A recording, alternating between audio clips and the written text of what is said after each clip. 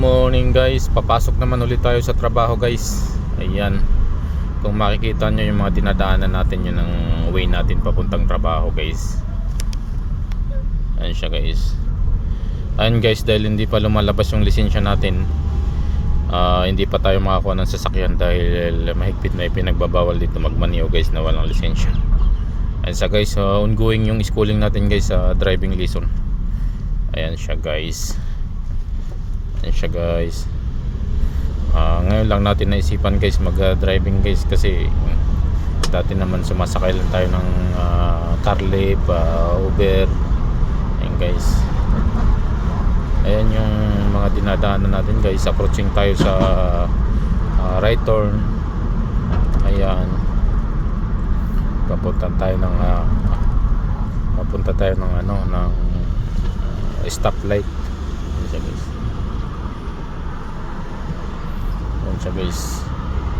Ayan yung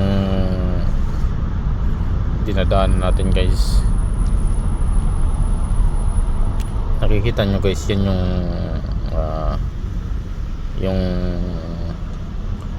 location ng guys, ng stoplight guys. Yan yung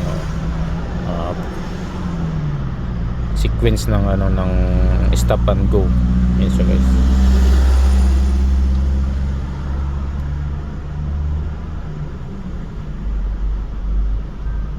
Yan guys, starting ng natin, ng travel natin 1 minute ago.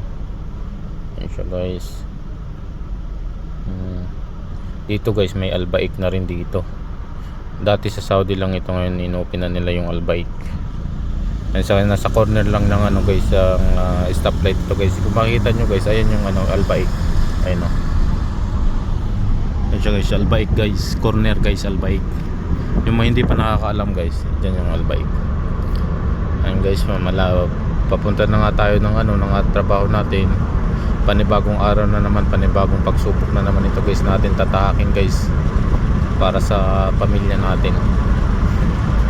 Siya guys. Dahil ang trabaho natin guys isang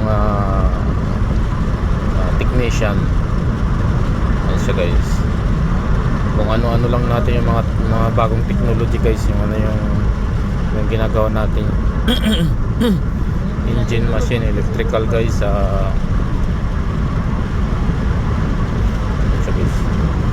Samahan nyo ako guys sa biyahe ko guys, araw-araw guys, sa pagpasok sa trabaho, sa pag-uwi sa trabaho guys. Ayan.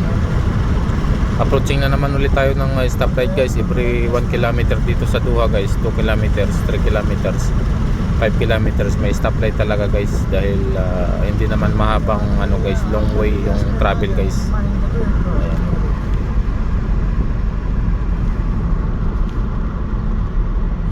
Ayan yung natin, travel natin guys. Ayan, makikita nyo guys yung Etihad Airways office. Yan yung metro station. Ayan guys yung metro station.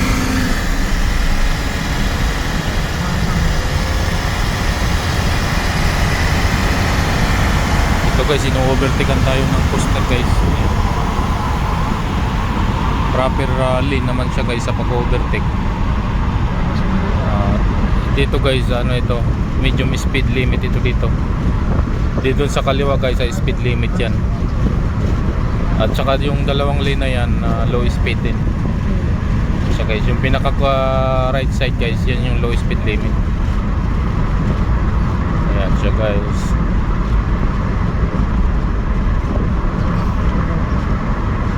Malapit na tayo sa Corniche guys. Ayan yung Corniche Road. Ayan siya guys yung kalsada, another lane. Ayan siya guys. Ito guys yung old airport guys. Hindi ko lang ito kung arrival ito or departure. Hindi ko lang yung area na to. Old airport yan guys.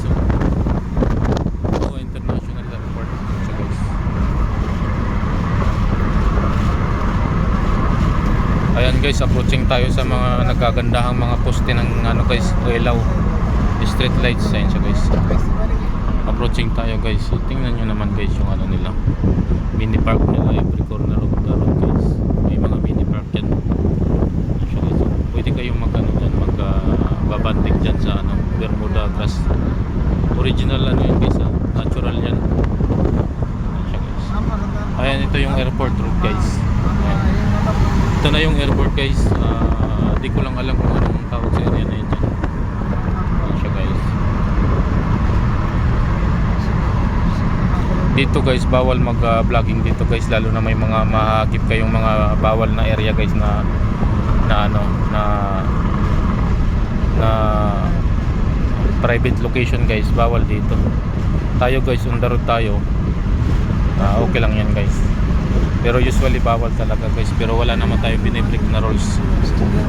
So guys, maging maingat tayo guys sa bawat galaw natin. Pag pinag-iisipan natin yung gagalaw natin guys. Yun lang guys, hanggang dito na lang yung vlog natin guys. Maraming salamat sa panonood.